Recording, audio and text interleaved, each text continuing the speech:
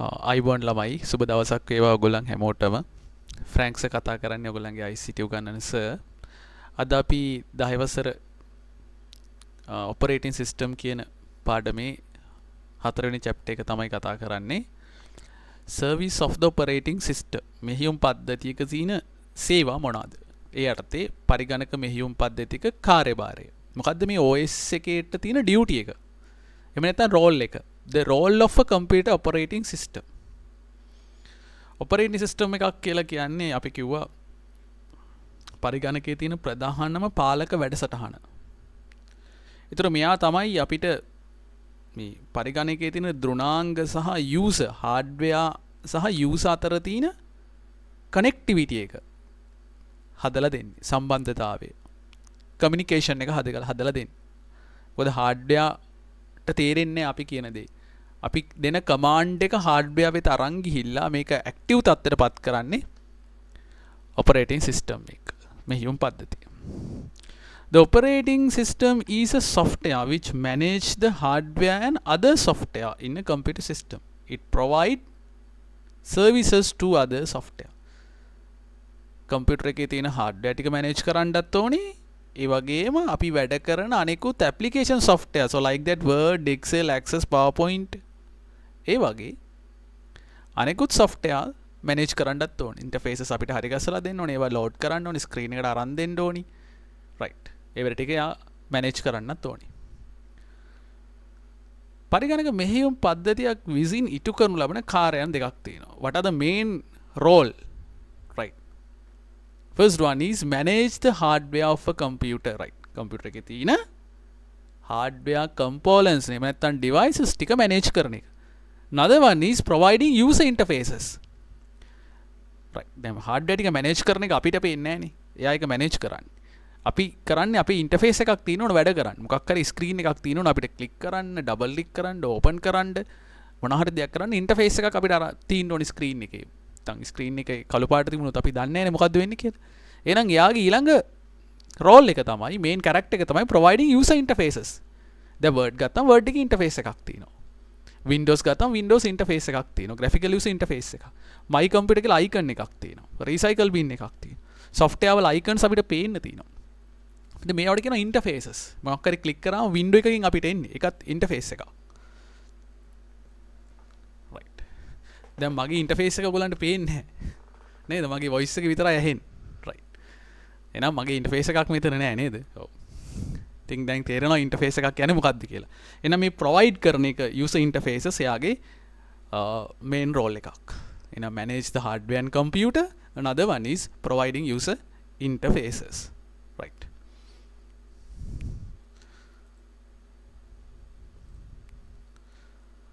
right. පළවෙනි role එක. නැත්නම් පළවෙනි responsibility එක යාගේ. manage the hardware of a computer. computer තියෙන hardware devices ටික manage කරනවා. what manage functions of the operating system control the hardware in the computer system. මෙහිම පද්ධතිය කවර කළමනාකරණ කාර්යයන් හරහා පරිගණක පද්ධතිය ධෘණාංග පාලනය කරන්නවද? right. කොහොමද මෙයා මේ hardware ටික manage කරන්නේ? right. මොනවාද යාට තියෙන duties ටික? මොනවාද යාගේ තියෙන activities මොනවාද? කොහොමද මේක කරන්නේ? right. එයා එනම් කාරණා 6ක් යටතේ මේක කරනවා. OS එක කරුණු 6ක්. ක්‍රියාකාරකම් 6ක්. activities 6ක් යටතේ මේක කරනවා.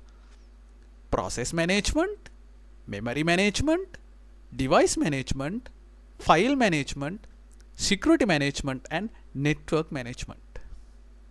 සිංහලෙන් කිව්වහම චුට්ටක් අමාරුයි ළමයි මතක තියාගන්න. ඔයාලා ඉංග්‍රීසි වර්ඩ් එක මතක තියාගන්න. සිංහල ක්‍රියාවලි කළමනාකරණය, මතක කළමනාකරණය, උපාංග කළමනාකරණය, ගොනු කළමනාකරණය, ආරක්ෂක කළමනාකරණය, පරිගණක ජාල කළමනාකරණය.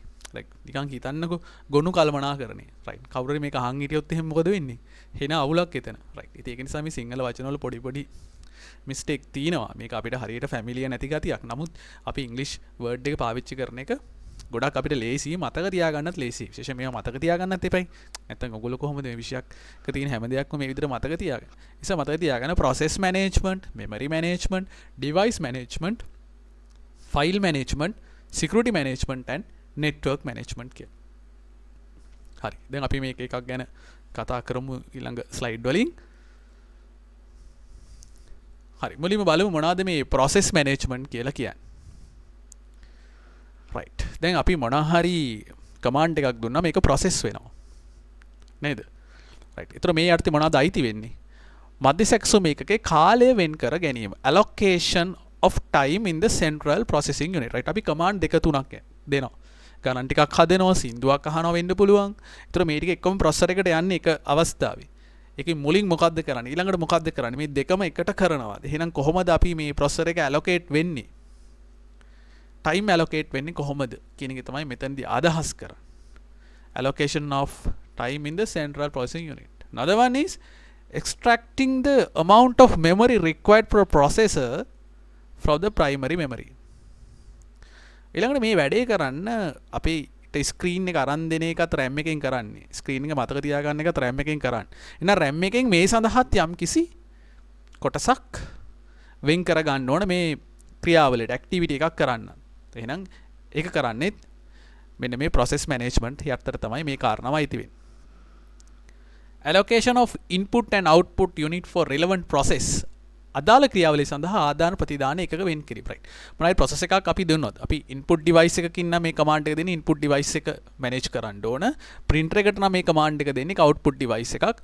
එහෙනම් මේ process එක කොයි පැත්තටද manage කරන්න ඕන? input device එකත් එක්ක connect වෙනවද? output device එකක් එක්ක connect වෙනවද? එහෙම නැත්නම් storage device එකක් එක්ක connect වෙනවද? save කරන වෙලාවෙදී. ඒතර මෙන්න මේ විදියට අපි දෙන මොනවා හරි activity එකක් command එකක් මෙයා ලස්සන්ට මේක මේ activity එක manage කරනවා. right. එහෙනම් මේ manage කරන එකත් OS එකේ වගකීමක් responsibility එකක් සහ activity එකක් අපි ඒකට කියනවා process management කියලා. පහළ දීලා තියෙනවා ordering of the process according to sequence is also performed under management.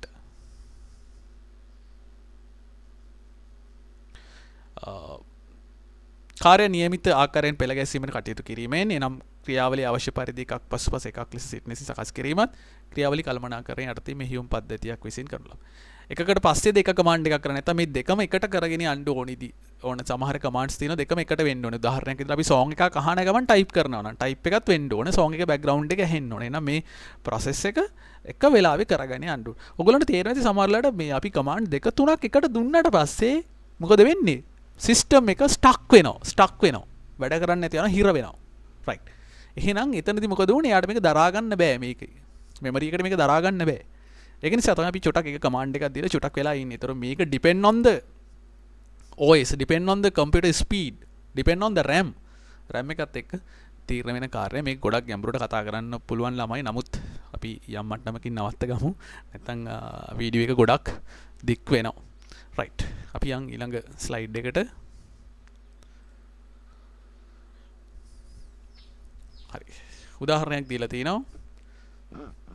Consider keying in some data using the keyboard while a document is being printed. The processor has to prioritize which action has to be performed first. For an observe, it appears that both these actions are performed once. In fact, they run as two different processes.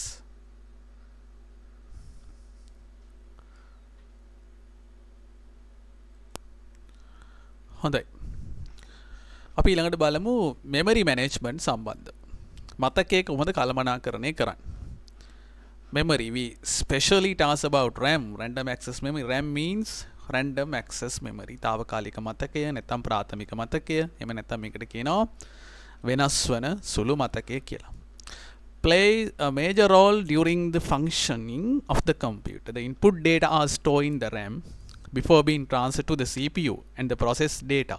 For an example, informations are also stored in the RAM before being sent to the output devices. Hence, systematic management of the memory is vital for the proper functioning of a computer. Memory management process makes sure the enough memory is allocated for each process, and it also makes sure that the memory is freed once a particular process ends. Right. එහෙනම් මෙතනදී මොනවද මේ කියන්නේ?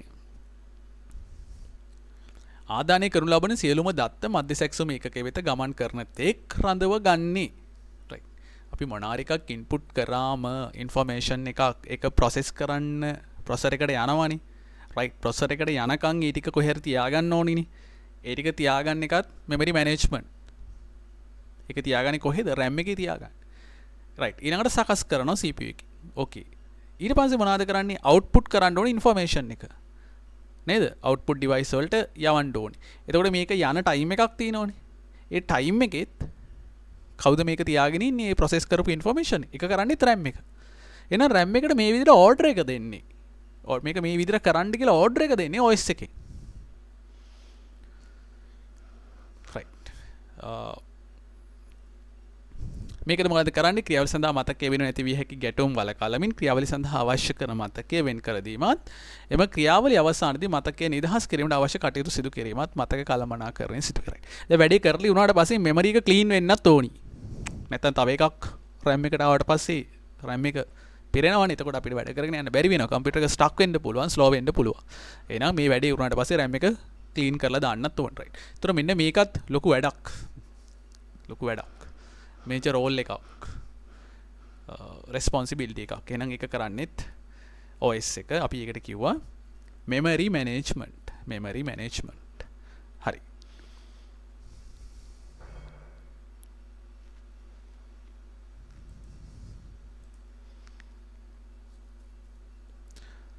ඊළඟ කාරණාව තමයි device management. උපාංග.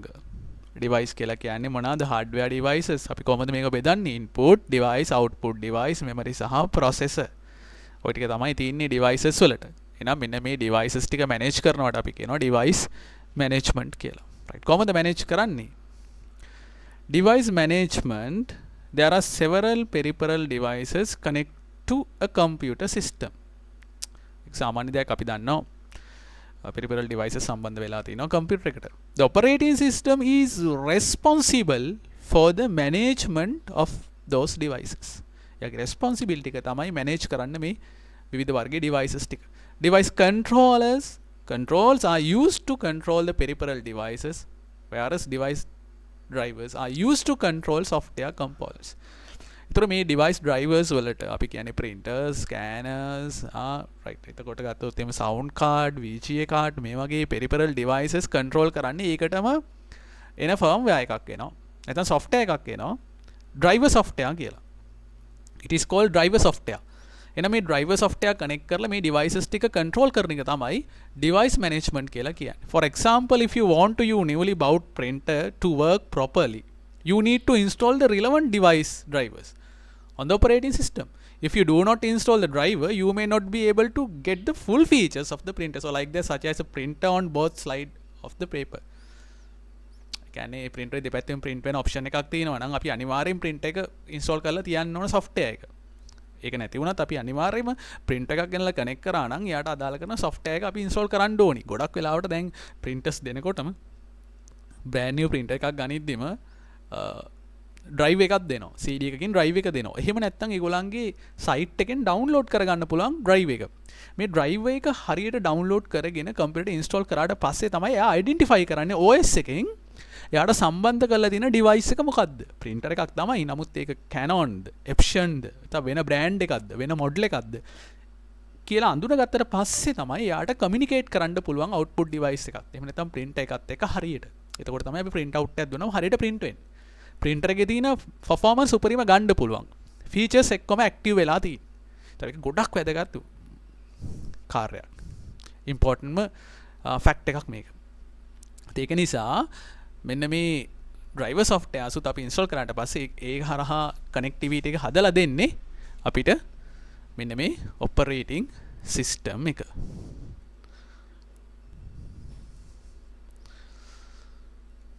හරි. ඊළඟට තියෙන්නේ file management. අපි මොනවාරි document එකක් type කරාට පස්සේ මේක save කරනවා. film එකක් නම් අපි copy කරනවා. MP3 එකක් නම් ඒක copy කරනවා. Photoshop වලින් නම් ඒකත් අපි edit කරලා ඒක save කරනවා. ඒතර මෙන්න මේ there are different types of file in the computer. විවිධ වර්ගයේ files තියෙනවා. ඒ files අපි copy කරනවා, cut කරනවා, rename කරනවා, delete කරනවා. වෙන drivers වලට දානවා, CD වලට write කරනවා. ඒතර අපි මේවට කියන file management. දැන් මීට අමතරව computer එකේ තියෙනවා files, very important files, Windows folder එක, system files, OS එක රන් කරන්න ඕන ෆයිල්ස් ඒ ටික වෙන් කරලා තියාගන්න ඕනේ. එතනට කාටවත් ඇක්සස් කරන්න දෙන්න අරකයි. ඒ ටික ඩිලීට් කරන්න දෙන්නේ නැතුව රයිට්ස් දාලා තියන්න ඕනේ. ඒතර මෙන්න මේ වැඩ ටික කරන්නත් සපෝට් කරන්න නැත්නම් ඒ ටික කන්ට්‍රෝල් කරන්නේ සම්පූර්ණම OS එක operating system එක. අපි ඒකට කියනවා file management කියලා. We can save data in files. We keep the files within the folders in order to manage methodically the operating system to manage the files and folders. Right, simply අපි මේකට කියනවා operating system එකෙන් manage කරනවා කියලා files සහ another folders. Right. මේකට අපි කියන්නේ file management. හරි. අපි යමු ඊළඟ slide එකට.